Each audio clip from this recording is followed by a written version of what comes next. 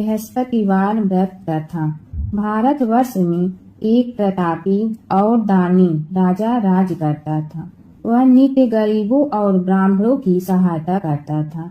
यह बात उसकी रानी को अच्छी नहीं लगती थी। वह न ही गरीबों को दान देती, न ही भगवान का पूजन करती थी और राजा को भी दान देने से मना किया करती थी। एक दिन राजा शिकार खेलने वन को गए हुए थे तो रानी महल में अकेली थी। उसी समय बृहस्पति देव साधु वेश में राजा के महल में भिक्षा के लिए गए और भिक्षा मांगी। रानी ने भिक्षा देने से इनकार किया और कहा, हे साधु महाराज, मैं तो दान पुण्य से तंग आ गई हूँ। मेरा पति सारा धन लुटाता रहता है। मेरी इच्छा है कि हमारा धन नष्ट हो जाए, फिर न रहेगा बांस न बाजेगी बांसुरी। साधु ने कहा, देवी तुम तो बड़ी विचित्र हो। धन संतान तो सभी चाहते हैं, पुत्र और लक्ष्मी तो पापी के घर भी होने चाहिए।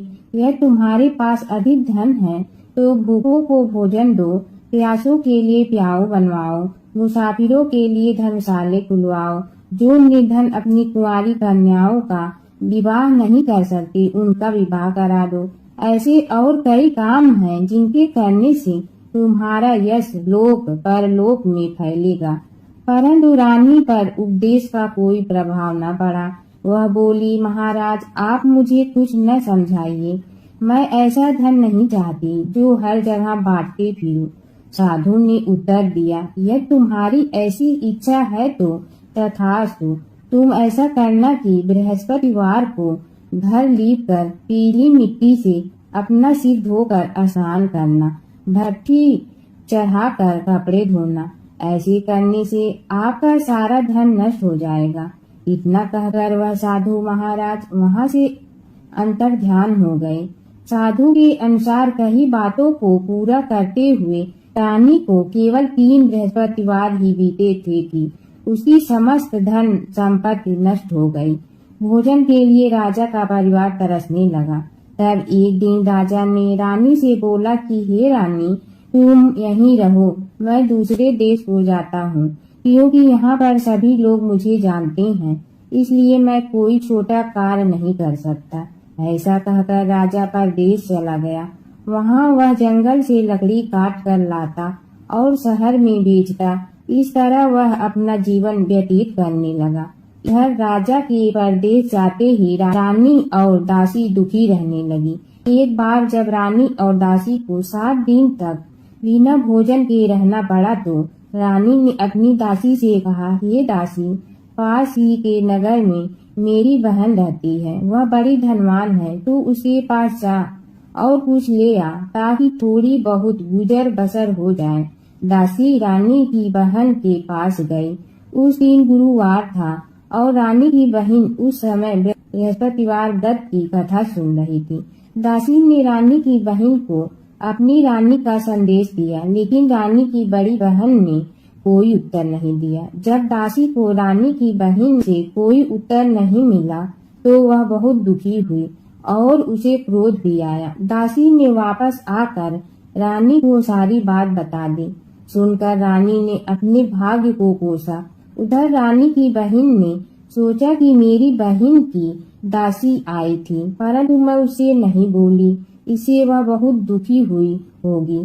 कथा सुनकर और पूजन समाप्त करके वह अपनी बहन के घर आई और कहने लगी, हे बहन, मैं बृहस्पतिवार का व्रत कर रही थी।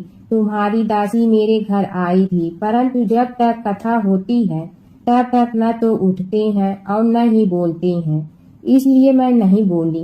कहो दासी क्यों गई थी? रानी बोली, बहन तुमसे क्या छिपाऊं, हमारे घर में खाने तक को अनाज नहीं था। ऐसा कहते कहते रानी की आंखें भर आई। उसने दासी समेत पिछले 7 दिनों से भूखे रहने तक की बात अपने बहन को विस्तार पूर्वक सुना दी। रानी की बहन बोली, देखो बहन, भगवान बृहस्पति देव सबकी मनोकामना को पूर्ण करते हैं। देखो, शायद तुम्हारे घर में अनाज रखा हो। पहले तो रानी को विश्वास नहीं हुआ, पर बहन के आग्रह करने पर उसने अपनी दासी को अंदर भेजा तो उसे सचमुच अनाज से भरा एक घड़ा मिल गया। यह देखकर दासी को बड़ी हैरानी हुई। दासी रानी से कहने लगी, हे रानी, जब हमको भोजन नहीं मिलता तो हम व्रत ही तो करते हैं, इसलिए क्यों न इनसे व्रत और कथा की विधि पूछ लिया जाए ताकि हम भी व्रत कर सके। तब रानी ने अपनी बहन से बृहस्पतिवार व्रत के बारे में पूछा। उसकी बहन ने बताया, बृहस्पतिवार के व्रत में चने की दाल और मुनक्का से विष्णु भगवान का केले की जड़ में पूजन करें तथा दीपक जलाएं, व्रत कथा सुने और पीला भोजन ही करें। इससे बृहस्पति देव प्रसन्न होते हैं। व्रत और पूजन विधि बताकर रानी की बहन अपने घर को लौट गई। 7 दिन के बाद जब गुरुवार आया तो रानी और दासी ने व्रत रखा। गुड़साल में जाकर चना और गुड़ लेकर आए, फिर उससे केले की जड़ तथा विष्णु भगवान का पूजन किया। अब पीला भोजन कहाँ से आए, इस बात को लेकर दोनों बहुत दुखी थी, क्योंकि उन्होंने व्रत रखा था, इसलिए बृहस्पति देव उनसे प्रसन्न थे। इसलिए वे एक साधारण व्यक्ति का रूप धारण कर 2 थालों में सुंदर पीला भोजन दासी को दे गए। भोजन पाकर दासी प्रसन्न हुई और फिर रानी के साथ मिलकर भोजन ग्रहण किया। उसके बाद वे सभी गुरुवार को व्रत और पूजन करने लगी। बृहस्पति भगवान की कृपा से उनके पास फिर से धन संपत्ति आ गई, परंतु रानी फिर से पहले की तरह आलस करने लगी। तब दासी बोली, देखो रानी, तुम पहले भी इस प्रकार का आलस करती थी, तुम्हें धन रखने में कष्ट होता था, इस कारण सभी धन नष्ट हो गया, और अब जब भगवान बृहस्पति की कृपा से धन मिला है तो तुम्हें फिर से आलस क्यों आता है। रानी को समझाते हुए दासी कहती है कि बड़ी मुसीबतों के बाद हमने यह धन पाया है, इसलिए हमें दान पुण्य करना चाहिए, भूखे मनुष्यों को भोजन कराना चाहिए और धन को शुभ कार्यों में खर्च करना चाहिए, जिससे तुम्हारे कुल का यश बढ़ेगा, स्वर्ग की प्राप्ति होगी और पितृ प्रसन्न होंगे। दासी की बात मानकर रानी अपना धन शुभ कार्यों में खर्च करने लगी, जिससे पूरे नगर में उसका यश फैलने लगा। बृहस्पतिवार व्रत कथा के बाद श्रद्धा के साथ आरती की जानी चाहिए। इसके बाद प्रसाद बांटकर उससे ग्रहण करना चाहिए। एक दिन राजा दुखी होकर जंगल में एक पेड़ के नीचे आसन जमा कर बैठ गया। वह अपनी दशा को याद करके व्याकुल होने लगा। बृहस्पतिवार का दिन था। एकाएक उसने देखा कि निर्जन वन में एक साधु प्रकट हुआ। वह साधु भेष में स्वयं बृहस्पति देवता थे। लकड़हारे के सामने आकर बोले, हे लकड़हारे, इस सुनसान जंगल में तू चिंता मग्न क्यों बैठा है। लकड़हारे ने दोनों हाथ जोड़कर प्रणाम किया और उत्तर दिया, महात्मा जी, आप सब कुछ जानते हैं, मैं क्या कहूँ। यह कहकर रोने लगा और साधु को अपनी आत्मकथा सुनाई। महात्मा जी ने कहा, तुम्हारी स्त्री ने बृहस्पति के दिन बृहस्पति भगवान का निरादर किया है, जिसके कारण रुष्ट होकर उन्होंने तुम्हारी यह दशा कर दी है। अब तुम चिंता को दूर करके मेरे कहने पर चलो तो तुम्हारे सब कष्ट दूर हो जाएंगे और भगवान पहले से भी अधिक संपत्ति देंगे। तुम बृहस्पति के दिन कथा किया करो। 2 पैसे चना मुनक्का लाकर उसका प्रसाद बनाओ और शुद्ध जल से लोटे में शक्कर मिलाकर अमृत तैयार करो।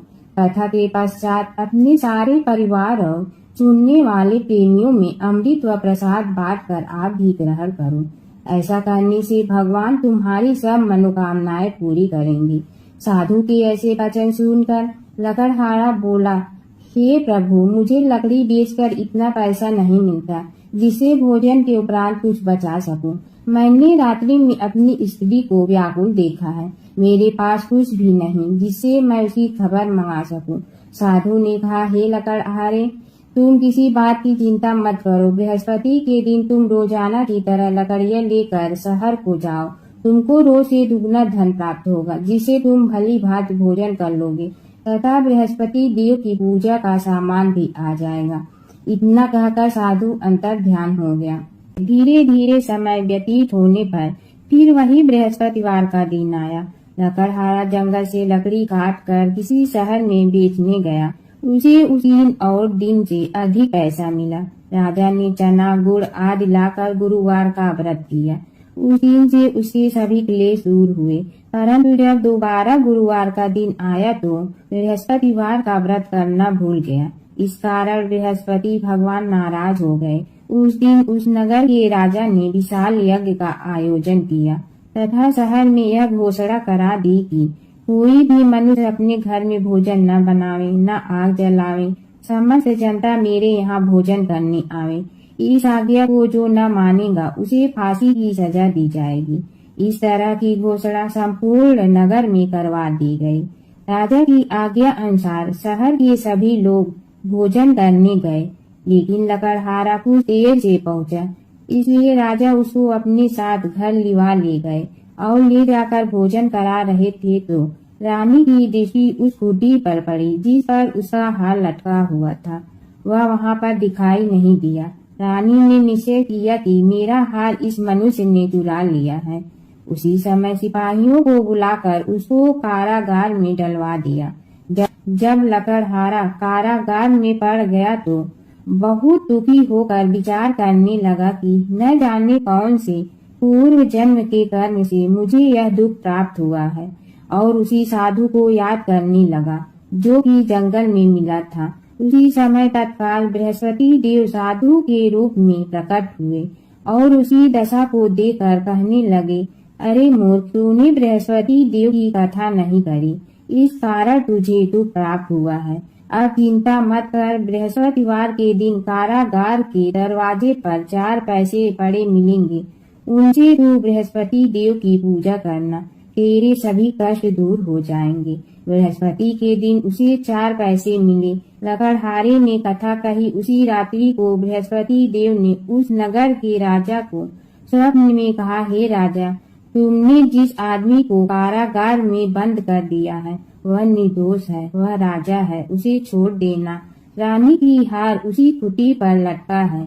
अगर तू ऐसा नहीं करेगा तो मैं तेरे राज्य को नष्ट कर दूंगा। इस तरह रात्रि के स्वप्न को देखकर राजा प्रातः काल उठा और खूंटी पर हार देखकर लकड़हारे को बुलाकर क्षमा मांगी तथा लकड़हारे को योग सुंदर वस्त्र आभूषण देकर विदा कर दिया। बृहस्पति देव की आज्ञा अनुसार लकड़हारा अपने नगर को चल दिया। राजा जब अपने नगर के निकट पहुंचा तो उसे बड़ा आश्चर्य हुआ।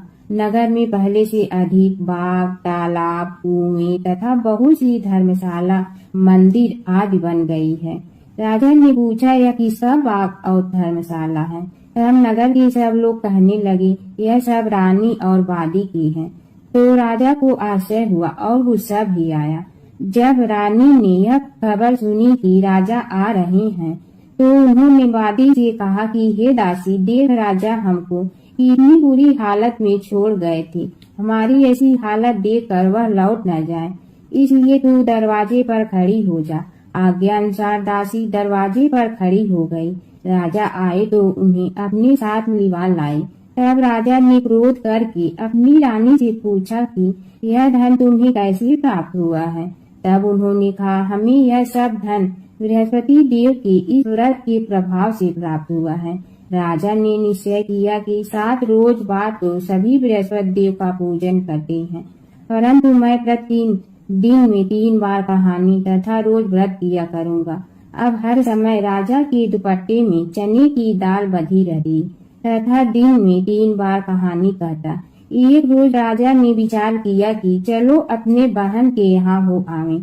इस तरह निश्चय कर राजा घोड़े पर सवार हो अपनी बहन के यहाँ को चलने लगा। मार्ग में उसने देखा कि कुछ आदमी एक मोटे को लिए जा रहे हैं। उन्हें रोक कर राजा कहने लगा, अरे भैया, मेरी बृहस्पतिवार की कथा सुन लो।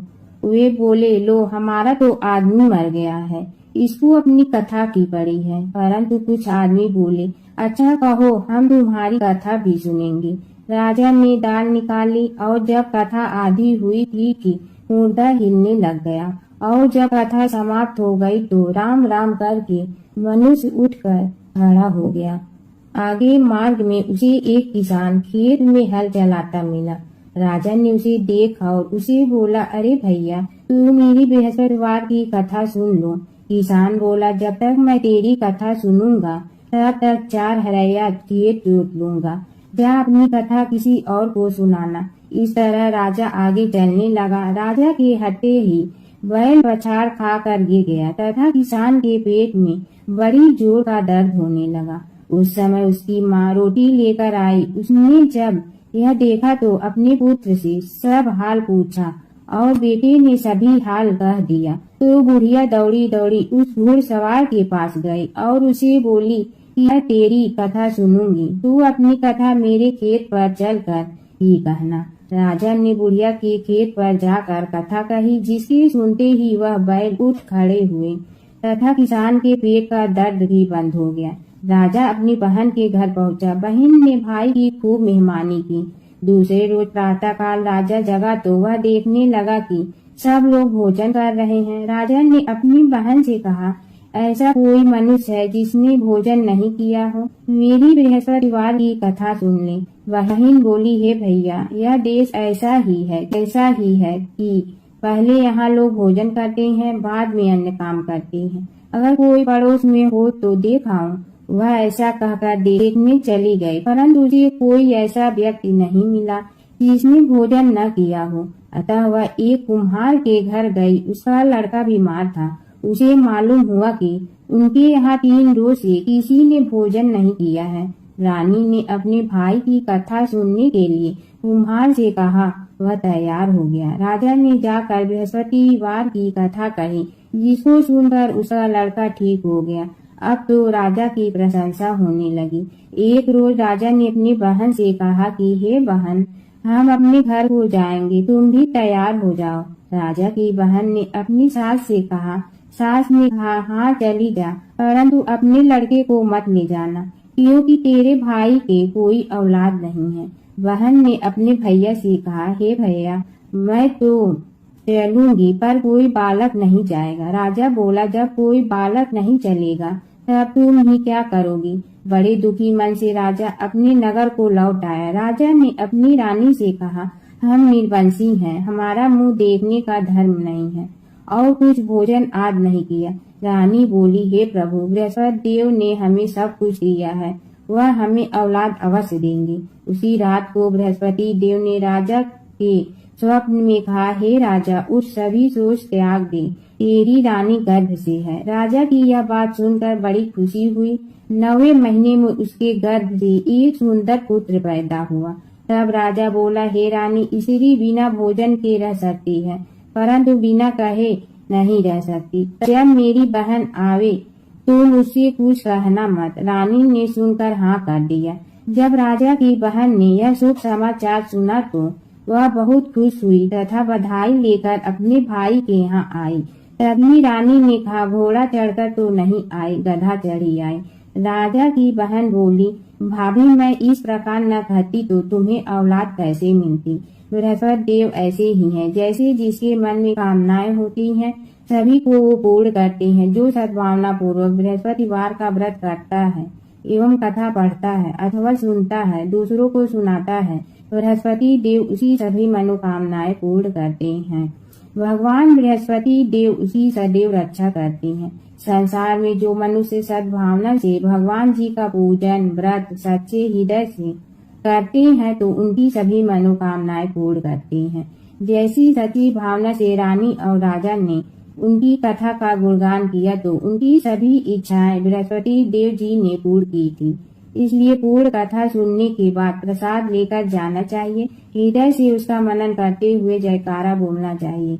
बोलो बृहस्पति भगवान की जय, विष्णु भगवान की जय। समय की बात है कि विष्णु भगवान का विवाह लक्ष्मी जी के साथ निश्चित हो गया। विवाह की तैयारी होने लगी। सभी देवताओं को निमंत्रण भेजे गए, परंतु गणेश जी को निमंत्रण नहीं दिया। कारण जो भी रहा हो, अब भगवान विष्णु की बारात जाने का समय आ गया। सभी देवता अपनी पत्नियों के साथ विवाह समारोह में आए। उन सब ने देखा कि गणेश जी कहीं दिखाई नहीं दे रहे हैं।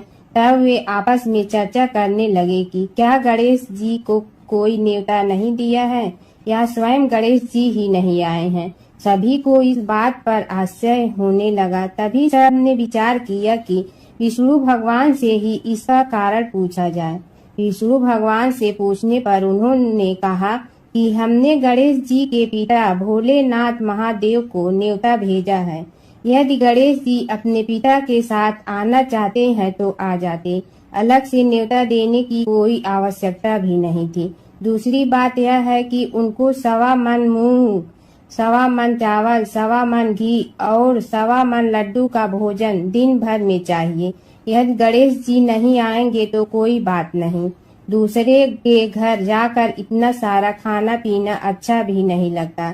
इतनी वार्ता कर ही रहे थे कि किसी एक ने सुझाव दिया, यदि गणेश जी आ भी जाए तो उनके द्वारपाल बनाकर बैठा देंगे कि आप घर की याद रखना।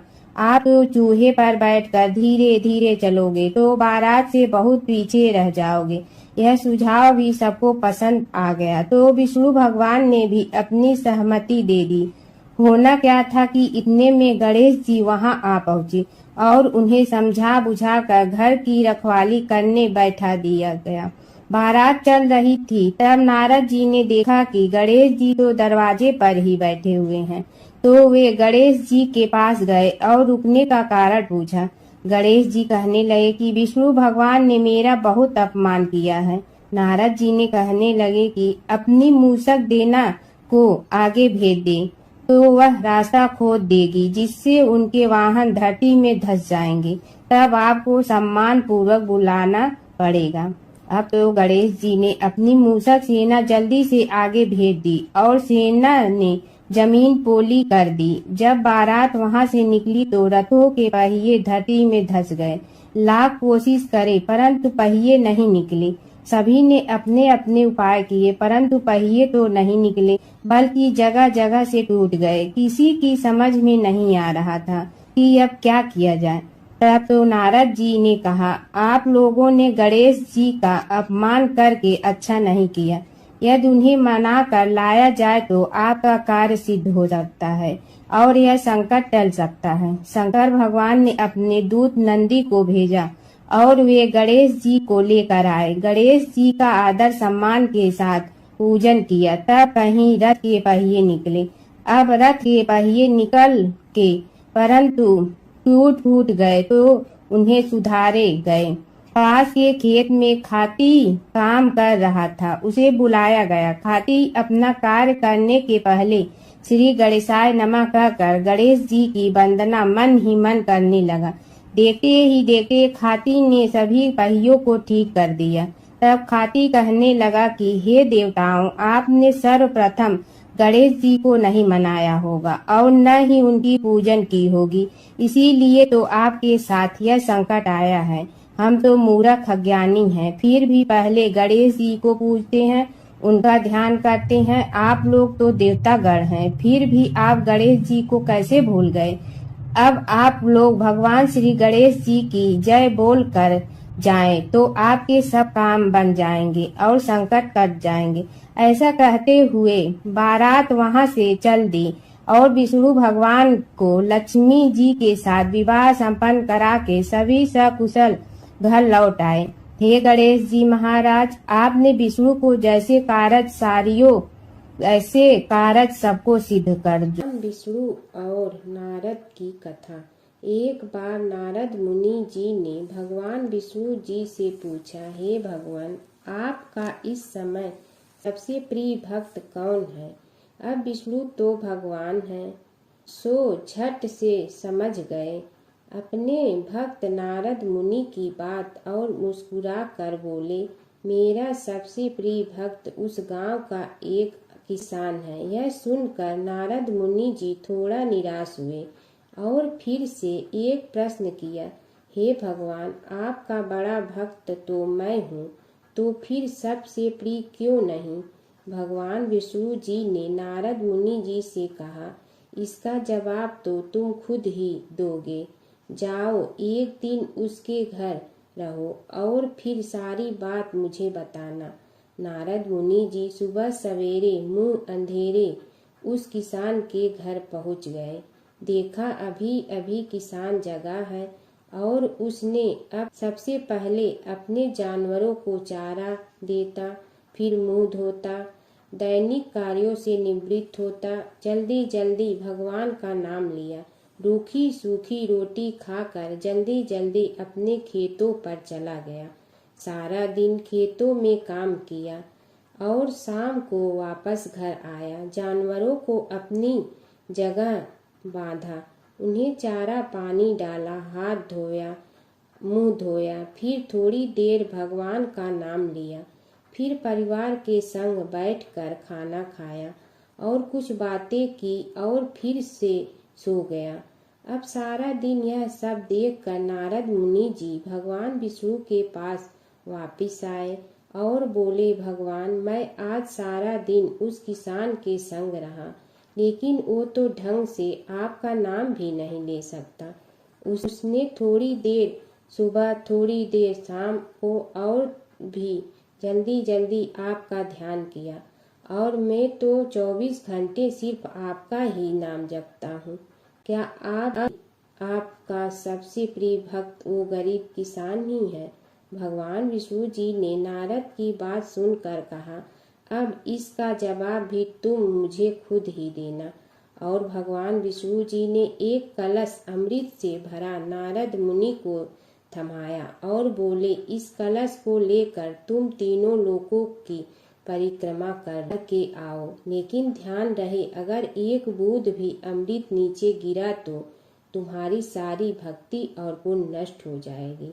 नारद मुनि तीनों लोकों की परिक्रमा करके जब भगवान विष्णु के पास वापस आए तो खुश होकर बोले, भगवान, मैंने एक बूंद भी अमृत नीचे नहीं गिरने दिया।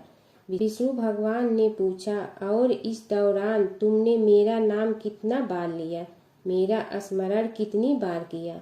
तो नारद बोले, अरे भगवान जी, मेरा तो सारा ध्यान इस अमृत पर था, फिर आपका ध्यान कैसे करता? भगवान विष्णु ने कहा, हे नारद, देखो उस किसान को, वो अपना कर्म करते हुए भी नियमित रूप से मेरा स्मरण करता है, क्योंकि जो अपना कर्म करते हुए भी मेरा जाप करे वो ही मेरा सबसे प्रिय भक्त है। तुम तो सारे दिन खाली बैठे ही जप करते हो, और जब तुम्हें कर्म दिया तो मेरे लिए तुम्हारे पास समय ही नहीं था। तो नारद मुनि सब समझ गए और भगवान के चरण पकड़कर बोले, हे भगवान, आपने मेरा अहंकार तोड़ दिया, आप धन्य हैं। प्राचीन काल की बात है। एक नगर में धर्मपाल नाम का एक निर्धन किंतु अत्यंत धर्मनिष्ठ व्यक्ति रहता था। वह न तो अधिक पूजा पाठ जानता था और न ही उसके पास धन था, परंतु उसके हृदय में भगवान विष्णु के प्रति अपार श्रद्धा थी। प्रतिदिन प्रातः स्नान कर भगवान विष्णु का स्मरण करता और तुलसी दल अर्पित करता। तब भी वह हरि नाम का जाप करता रहता। एक दिन किसी कारणवश वह पूजा न कर सका। मन में ग्लानि हुई और रात को उसने भगवान विष्णु से क्षमा याचना की। उसी रात उसे स्वप्न में विष्णु ने दर्शन दिए और कहा, हे भक्त, जो भी व्यक्ति श्रद्धा से मेरा स्मरण करता है, मैं उसके सभी पाप हर लेता हूँ। भक्ति में विधि नहीं, भाव प्रधान होता है। कुछ समय बाद धर्मपाल के जीवन की सभी कठिनाइयाँ दूर हो गई। उसके घर में सुख, शांति और समृद्धि आ गई। अंत समय में उसे वैकुंठ लोक की प्राप्ति हुई। विष्णु भगवान की कथा। एक नगर में एक सेठ व एक सेठानी रहते थे, और सेठानी रोज विष्णु भगवान की पूजा करती थी। सेठ को उसका पूजा करना बिल्कुल अच्छा नहीं लगता था। इसी वजह से एक दिन सेठ ने सेठानी को घर से निकाल दिया। घर से निकलने पर वह जंगल की ओर गई तो देखा 4 आदमी मिट्टी खोदने का काम कर रहे थे। उसने कहा कि मुझे नौकरी पर रख लो। उन्होंने उसे रख लिया, लेकिन मिट्टी खोदने से सेठानी के हाथों में छाले पड़ गए और उसके बाल भी उड़ गए। वह आदमी कहते हैं कि बहन, लगता है तुम किसी अच्छे घर की महिला हो, तुम्हें काम करने की आदत नहीं है।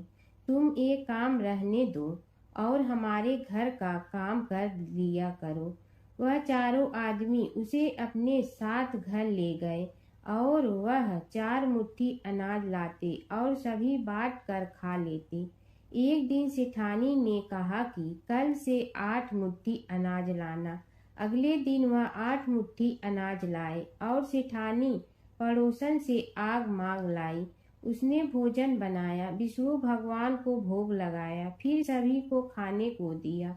सारे भाई बोले कि बहन, आज तो भोजन बहुत स्वादिष्ट बना है। सेठानी ने कहा कि भगवान का जूठा है तो स्वाद तो होगा ही। सेठानी के जाने के बाद सेठ भूखा रहने लगा और आस पड़ोस के सारे लोग कहने लगे कि ये तो सेठानी के भाग्य से खाता था।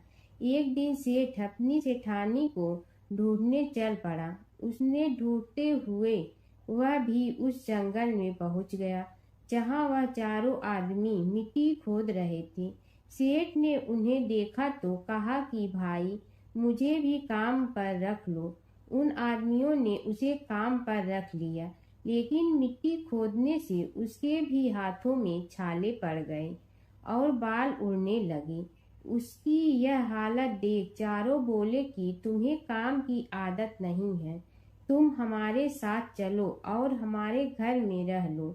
सेठ उन चारों आदमियों के साथ उनके घर चला गया और जाते ही उसने सेठानी को पहचान लिया, लेकिन सेठानी घूंघट में थी तो सेठ को देख नहीं पाई। सेठानी ने सभी के लिए भोजन तैयार किया और हर रोज की भांति विष्णु भगवान को भोग लगाया। उसने उन चारों भाइयों को भोजन परोस दिया, लेकिन जैसे ही वह सेठ को भोजन देने लगी तो विष्णु भगवान ने उसका हाथ पकड़ लिया। भाई बोले कि बहन, ये तुम क्या कर रही हो? वह बोली, मैं कुछ नहीं कर रही हूँ, मेरा हाथ तो विष्णु भगवान ने पकड़ लिया है। भाई बोले, हमें भी विष्णु भगवान के दर्शन कराओ। उसने भगवान से प्रार्थना की तो विष्णु जी प्रकट हो गए। सभी ने दर्शन किए। सेठ ने सेठानी से क्षमा मांगी और सेठानी को साथ चलने को कहा। भाइयों ने अपनी बहन को बहुत सा धन देकर विदा किया। जब सेठानी के साथ सेठ भी भगवान विष्णु की पूजा करने लगा और उनके परिणाम से उनका घर अन्न धन से भर गया। प्राचीन काल की बात है। नैमिषारण्य क्षेत्र में ऋषि, महर्षि और साधु संतों का समाज जुड़ा था। उसमें श्री सूत जी भी विद्यमान थे। शौनक जी ने उनकी सेवा में उपस्थित होकर निवेदन किया कि हे अज्ञान रूप घोर तिमिर को नष्ट करने में करोड़ों सूर्यों के समान प्रकाशमान श्री सूत जी, हमारे कानों के लिए अमृत के समान जीवन प्रदान करने वाले कथा तत्व का वर्णन कीजिए। हे सूत जी, हमारे हृदयों में ज्ञान के प्रकाश की वृद्धि तथा भक्ति, वैराग्य और विवेक की उत्पत्ति जिस कथा से हो सकती हो, वह हमारे प्रति कहने की कृपा कीजिए। शौनक जी की जिज्ञासा से सूत जी बड़े प्रसन्न हुए। पुरातन इतिहासों के स्मरण से उनका शरीर पुलकायमान हो रहा था। वे कुछ देर उसी स्थिति में विराजमान रहकर कुछ विचार करते रहे और अंत में बोले, शौनक जी, इस विषय में आपके चित्त में बड़ी जिज्ञासा है। आप धन्य हैं जो सदैव ज्ञान की प्राप्ति में तत्पर रहते हुए विभिन्न पुराण कथाओं की जिज्ञासा रखते हैं। आज मैं आपको ज्ञान के परम स्रोत रूप श्री गणेश जी का जन्म कर्म रूप चरित्र सुनाऊंगा। गणेश जी से ही सभी ज्ञानों, सभी विद्याओं का उद्भव हुआ है। अब आप सावधान चित्त से विराजमान हो। श्री गणेश जी के ध्यान और नमस्कार पूर्वक उनका चरित्र श्रवण करें। नमस्तस्मै गणेशाय ब्रह्मा विद्या प्रदायिनी यनागस्त्यसमः साक्षात विघ्न सागर सोषणे। कैसे हैं वे श्री गणेश जो सभी प्रकार की ब्रह्म विद्याओं को प्रदान करने वाले, अर्थात ब्रह्मा के सगुण और निर्गुण स्वरूप पर प्रकाश डालने और जीव ब्रह्मा का अभेद प्रतिपादन करने वाली विद्याओं के दाता हैं। वे विघ्नों के समुद्रों को महर्षि अगस्त्य के समान शोषण करने में समर्थ हैं। इसलिए उनका नाम विघ्न सागर शोषक के नाम से प्रसिद्ध है। मैं उन भगवान श्री गणेश जी को नमस्कार करता हूँ। प्रथम पूजा के अधिकारी श्री गणेश जी। यह कहकर सूत जी कुछ समय के लिए मौन हो गए और फिर बोले, शौनक जी, भगवान गणेश जी ही सर्वप्रथम पूजा प्राप्ति के अधिकारी हैं। किसी भी देवता की पूजा करो, पहले उनकी पूजा करो।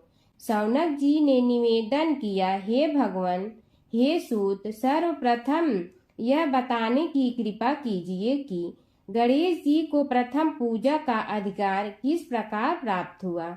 इस विषय में मेरी बुद्धि मोह को प्राप्त हो रही है कि सृष्टि रचयिता ब्रह्मा जी, पालन करता भगवान नारायण और संहार करता शिव जी में से किसी को प्रथम पूजा का अधिकारी क्यों नहीं माना गया। यह त्रिदेव ही तो सबसे बड़ा देवता माने जाते हैं। सूत जी ने कहा, शौनक जी, यह भी एक रहस्य ही है। देखो, अधिकार मांगने से नहीं मिलता, इसके लिए योग्यता होनी चाहिए। संसार में अनेकों देवी देवताएं पूजे जाते हैं।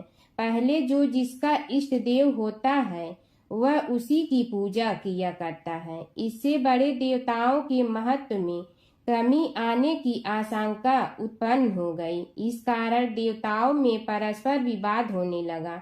वे उसका निर्णय प्राप्त करने के लिए शिव जी के पास पहुँचे और प्रणाम करके पूछने लगे, प्रभु, हम सब में प्रथम पूजा का अधिकारी कौन है।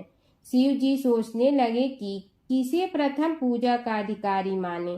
तभी उन्हें एक युक्ति सूझी। बोले, देवगण, इसका निपटारा बातों से नहीं तथ्यों से होगा। इसके लिए एक प्रतियोगिता रखनी होगी, शिव की परिक्रमा करने की प्रतियोगिता। देवगण उनका मुख देखने लगे, शंकित हृदय से सोचने लगे कि कैसी प्रतियोगिता रहेगी। यह शिव जी ने उनके मन के भाव ताड़ लिए, इसलिए सांत्वना भरे शब्दों में बोले, घबराओ मत, कोई कठिन परीक्षा नहीं ली जाएगी। बस इतना ही कि सभी अपने अपने वाहनों पर चढ़कर संसार की परिक्रमा करो और फिर यहाँ लौट आओ। जो पहले लौटेगा वही सर्वप्रथम पूजा का अधिकारी होगा।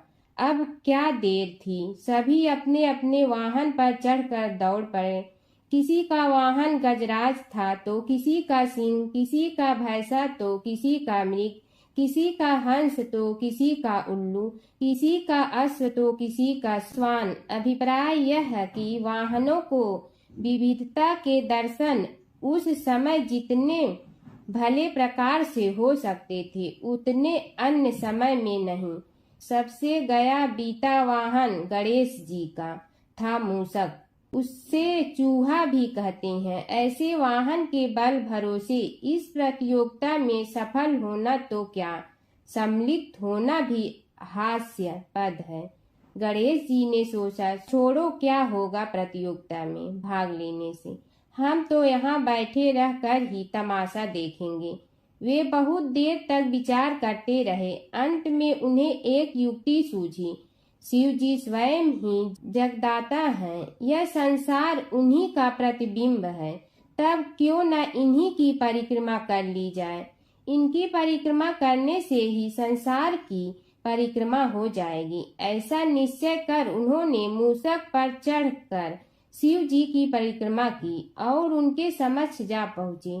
शिव जी ने कहा, तुमने परिक्रमा पूर्ण कर ली। उन्होंने उत्तर दिया, जी हाँ। शिव जी सोचने लगे कि इसे तो यहीं घूमते हुए देखा, फिर परिक्रमा कैसे कराया। देवताओं का परिक्रमा करके लौटना आरंभ हुआ और उन्होंने गणेश जी को वहां बैठे देखा तो माथा ठनक गया। फिर भी साहस करके बोले, अरे तुम विश्व की परिक्रमा के लिए नहीं गए। गणेश जी ने कहा, अरे मैं कब का यहाँ आ गया। देवता बोले, तुम्हें तो कहीं भी नहीं देखा। गणेश जी ने उत्तर दिया, देखते कहाँ से, समस्त संसार शिव जी में विद्यमान है। इनकी परिक्रमा करने से ही संसार की परिक्रमा पूर्ण हो गई। सूत जी बोले, शौनक, इस प्रकार गणेश जी ने अपनी बुद्धि के बल पर ही विजय प्राप्त कर ली। उनका कथन सत्य था, इसलिए कोई विरोध करता भी तो कैसे। बस उसी दिन से गणेश जी की प्रथम पूजा होने लगी। सूत जी बोले, हे शौनक जी, यह एक तथ्य है कि गणेश जी ही उसके पात्र हैं। वे बड़े देवता का भी कार्य सिद्धि में विघ्न उपस्थित होने पर उन विघ्न राज का आश्रय न लिया हो। हे शौनक, वे देव भी बड़े दयालु हैं। नाम तो शिव जी का ही आशुतोष है, किंतु वे सर्वात्मा और सर्वरक्षक प्रभु तो शिव जी की अपेक्षा भी शीघ्र ही प्रकट हो जाते हैं। उनका भक्त कभी किसी संकट में नहीं पड़ता। यदि प्रारब्ध वशात कभी किसी विपत्ति में पड़ भी जाता है तो गणेश्वर की उपासना करने पर उनके अनुग्रह से उनके समस्त दुख दूर होकर परम सुख की प्राप्ति होती है। शौनक ने कहा, हे सूत जी, हे महाभाग, हे प्रभु, मैं गणेश जी के विभिन्न चरित्रों का अध्ययन करना चाहता हूँ, तो मुझे बताइए कि किस ग्रंथ का अवलोकन करूँ। हे दयामय, आपको तो उनके समस्त चरित्र विदित है कि यदि आप ही उन्हें सुनाने की कृपा करें तो मेरा अत्यधिक उपकार होगा। सूत जी बोले, हे शौनक भगवान, गणेश्वर के इतने चरित्र हैं कि उन सब का कथन इस जिह्वा से संभव नहीं, क्योंकि प्रभु अनंत, प्रभु चरित्र अनंता वाली बात समस्त विद्वान ऋषि मुनि कहते हैं। फिर भी गणेश जी प्रथम पूजा के अधिकारी होने के कारण समस्त देव चरित्रों में जुड़े हुए हैं, इसलिए उनका प्रभाव भी सर्वाधिक व्यापक है। हे मुने, हे शौनक, वे भगवान सर्व समर्थ हैं। वे सभी का तिरस्कार करने में समर्थ हैं, किंतु उनका तिरस्कार कोई भी नहीं कर सकता। यह त्रिलोक्य उन्हीं भगवान के संकेत पर नित्य करता है। इसकी समस्त क्रियाएं उन्हीं की इच्छा पर आश्रित हैं। हे शौनक भगवान गणेश्वर स्वयं कहते हैं, शिवे विष्णु च शक्तौ च सूर्ये मयि निराधिप यो भेद बुद्धि योग स सम्य योगो मतो मम। हे नरेश्वर, हे वरेण्य, शिव, विष्णु, शक्ति, सूर्य और मुझ गणेश में जो अभेद बुद्धि योग है, मेरे मत में वही सम्यक योग है। इससे यह भी सिद्ध है कि समस्त देवता उन्हीं के स्वरूप हैं। वे ही भगवान विभिन्न कार्य रूपों के अनुसार अपना भिन्न भिन्न नाम रखते हैं। हे मुनि श्रेष्ठ, उन सब देवताओं के चरित्र भी उन्हीं गणराज के चरित्र हैं। यद्यपि सब चरित्र एक ही ग्रंथ में मिलने में संभव नहीं है, फिर भी गणेश्वर के अनेकों प्रमुख चरित्रों का वर्णन गणेश पुराण में हुआ है। राजा सोमकांत का वृतांत कथन।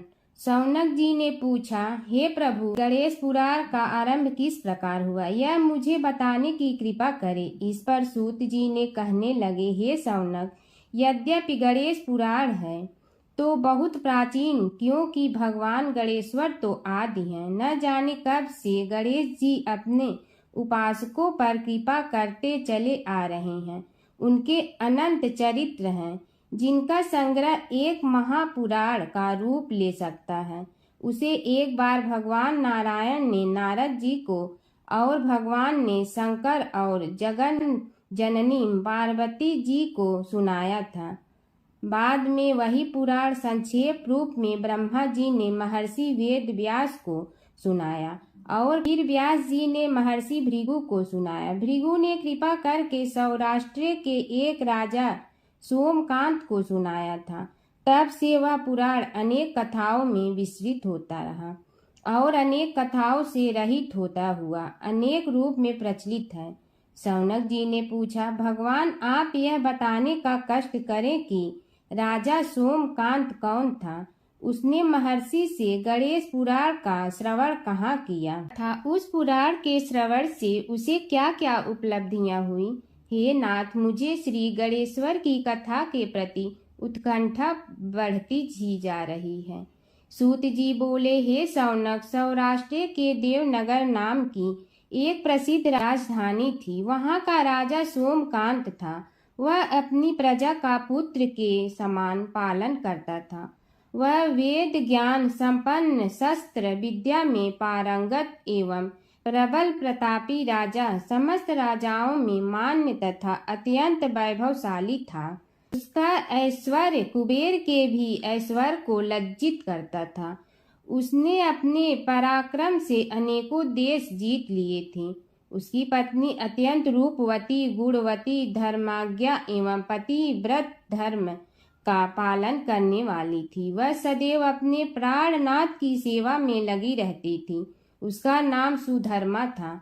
जैसे वह पतिव्रता थी, वैसे ही राजा भी एक पत्नी व्रता का पालन करने लगा।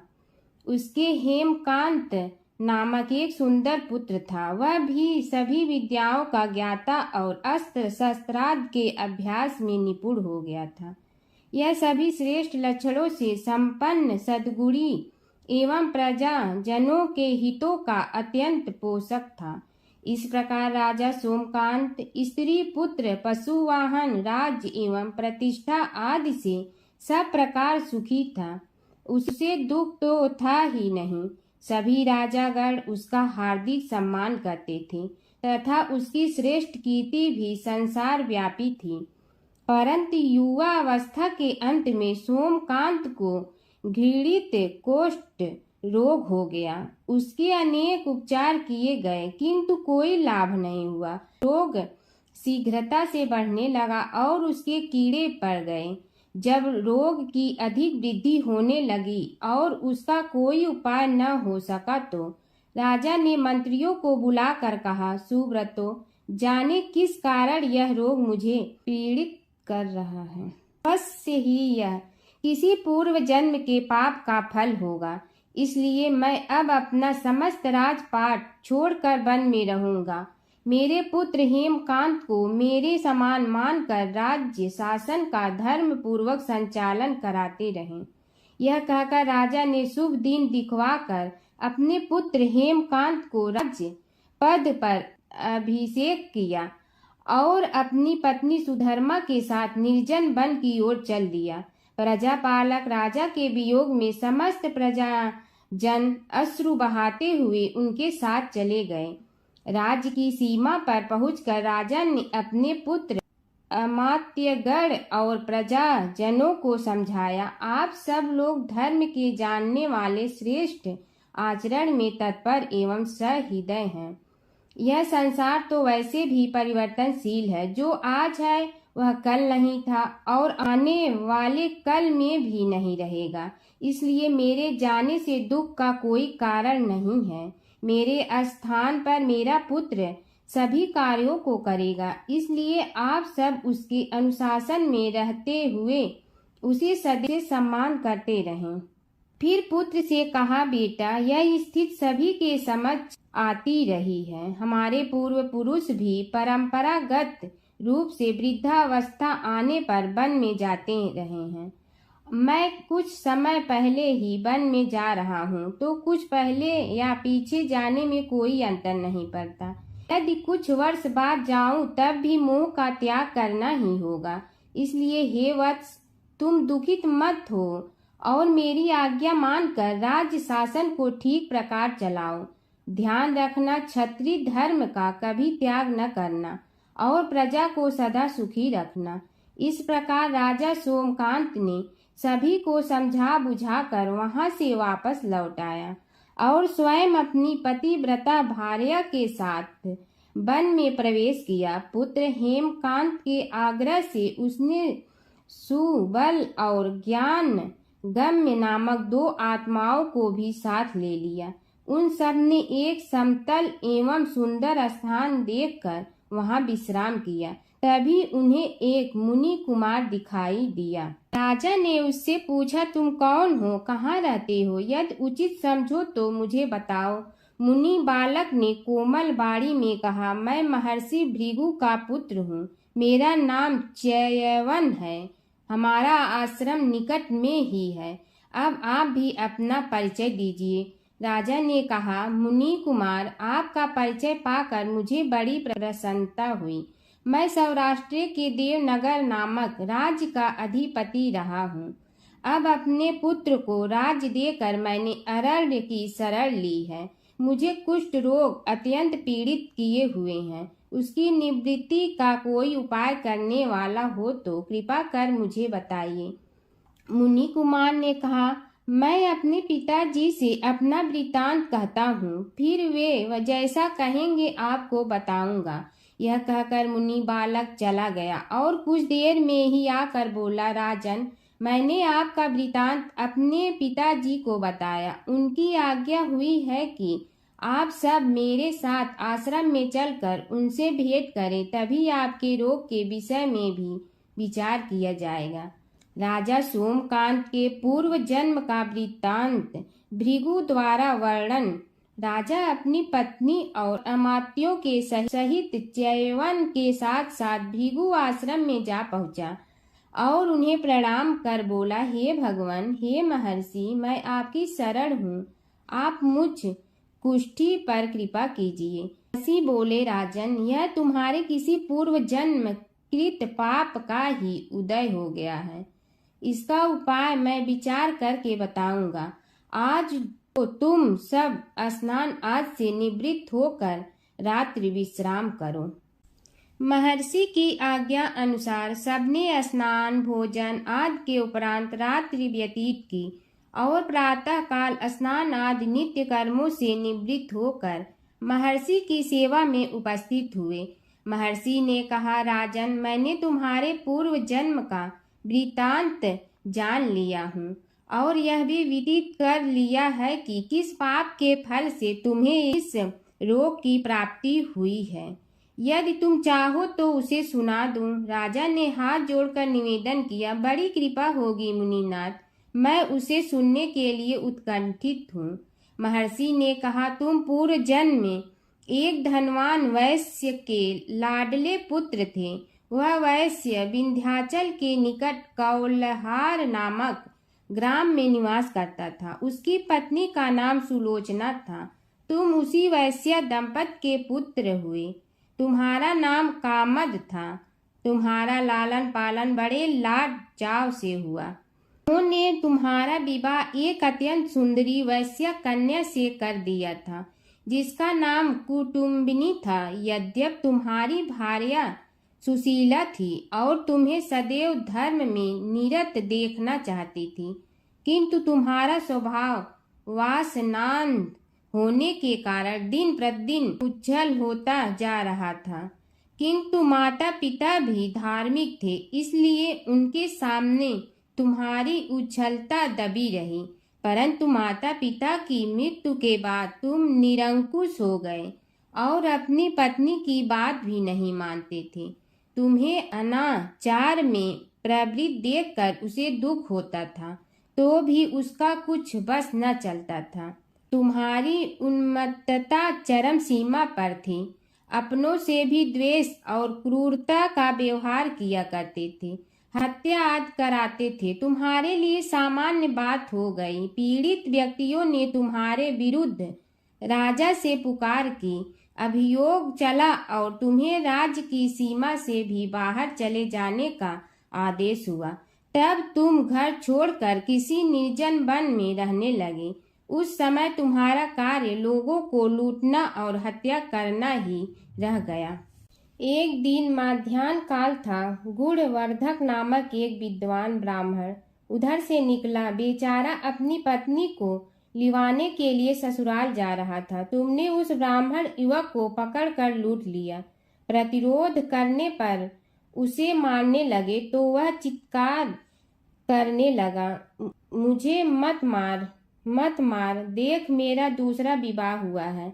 मैं पत्नी को लेने के लिए जा रहा हूँ।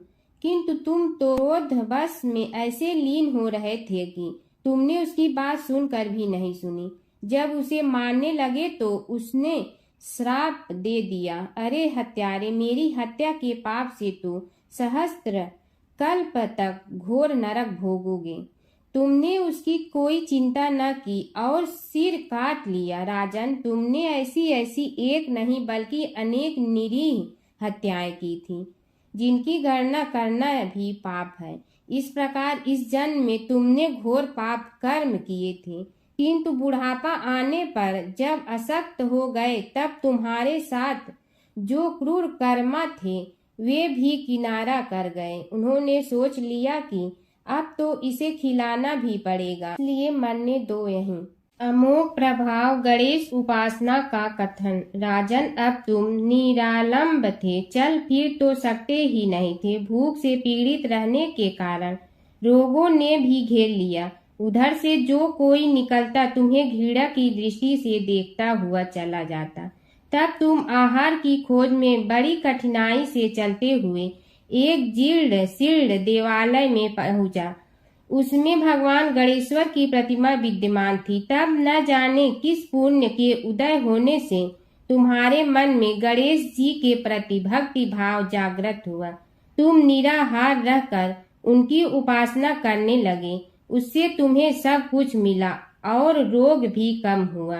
राजन, तुमने अपने साथियों की दृष्टि बचाकर बहुत सा धन एक स्थान पर गाड़ दिया था।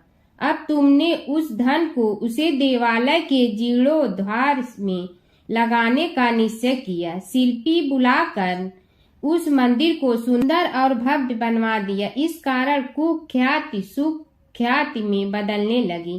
फिर यथा समय तुम्हारी मृत्यु हुई। यमदूतों ने पकड़कर तुम्हें यमराज के समक्ष उपस्थित किया।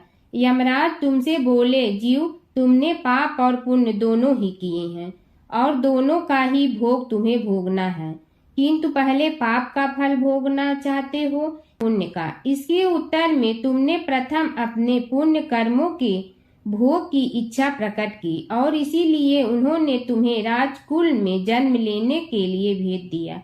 पूर्व जन्म में तुमने भगवान गणाध्यक्ष का सुंदर एवं भव्य मंदिर बनवाया था, इसलिए तुम्हें सुंदर देह की प्राप्ति हुई। यह कहकर महर्षि भृगु कुछ रुके। उन्होंने देखा कि राजा को इस वृतांत पर शंका हो रही है। तभी महर्षि के शरीर में असंख्य विकराल पक्षी उत्पन्न होकर राजा की ओर झपटे।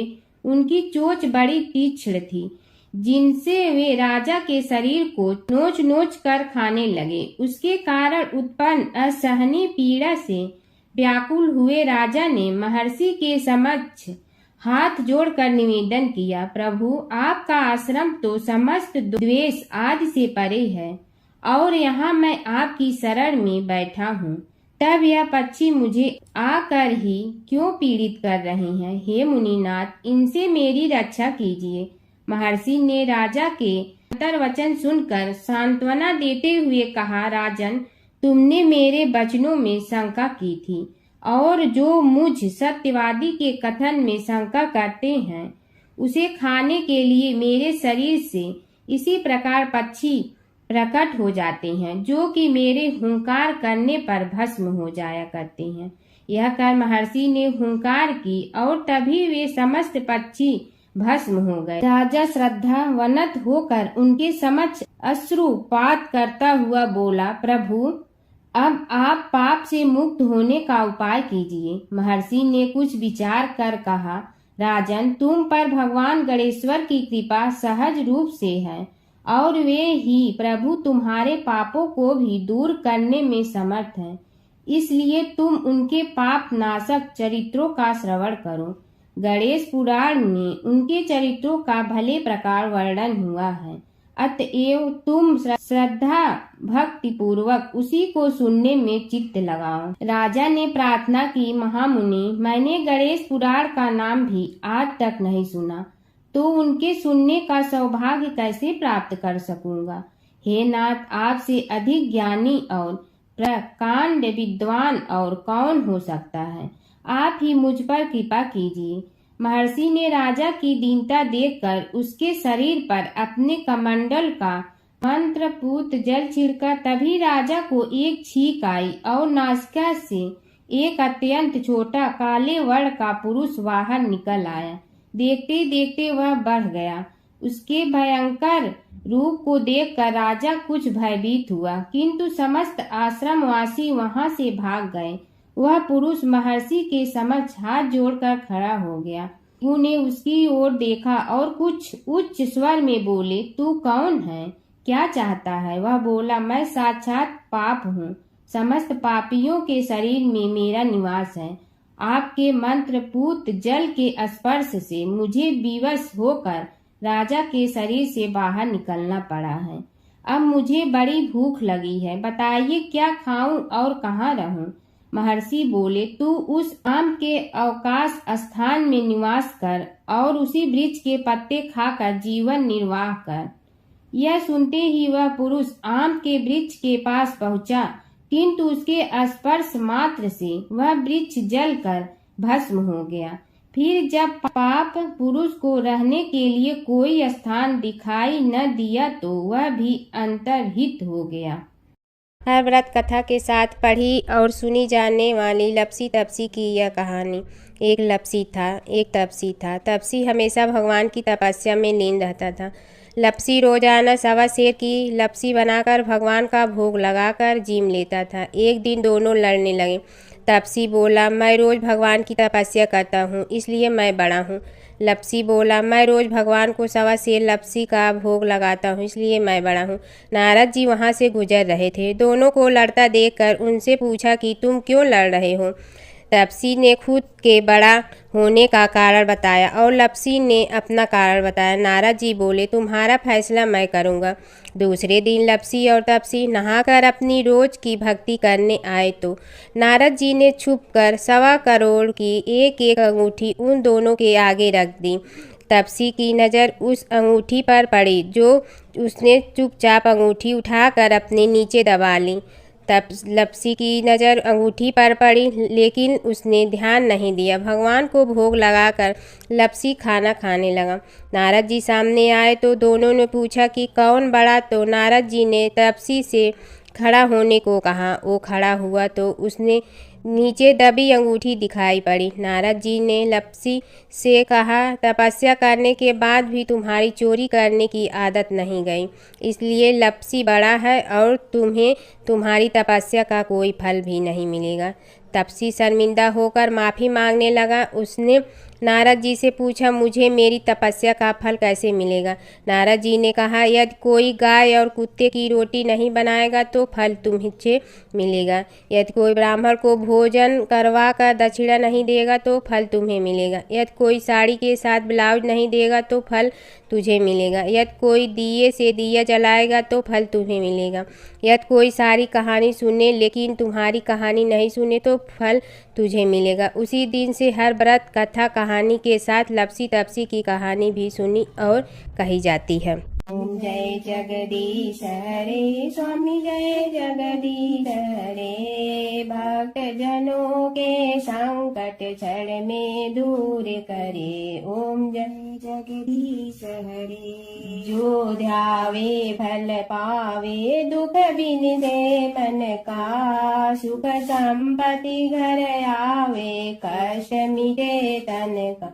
ओम जय जगदीश हरे। मात पिता तुम मेरे, शरण कहूँ किसकी। तुम विनय और न दूजा, आस करूँ जिसकी। ओम जय जगदीश हरे। तुम पूर्ण परमात्मा, तुम अंतर्यामी। पार ब्रह्म परमेश्वर, तुम सबके स्वामी। ओम जय जगदीश हरे। तुम बिंदा के सागर, तुम पालन करता। मैं मूरख कल काम, कृपा करो भरता। ओम जय जगदीश हरे। तुम हो ये कय गोचर, सबके प्राणपति। किस विधि मिलूं दया में, तुमको मैं कुमति। ओम जय जगदीश हरे। दीन बंधु दुख हरता, तुम रक्षक मेरे। अपने हाथ उठाओ, द्वार पड़ा तेरे। ओम जय जगदीश हरे, विषय विकार मिटा पाप हरो देवा, श्रद्धा भक्ति बढ़ा संतन की सेवा। ओम जय जगदीश हरे, तन मन धन सब तेरा, स्वामी सब कुछ है तेरा, तेरा तुझको अर्पण क्या लागे मेरा। ओम जय जगदीश हरे, जय जगदीश हरे, स्वामी जय जगदीश हरे। भक्त जनों के संकट टलने दूर करे। ओम जय जगदीश हरे, स्वामी जय जगदीश हरे।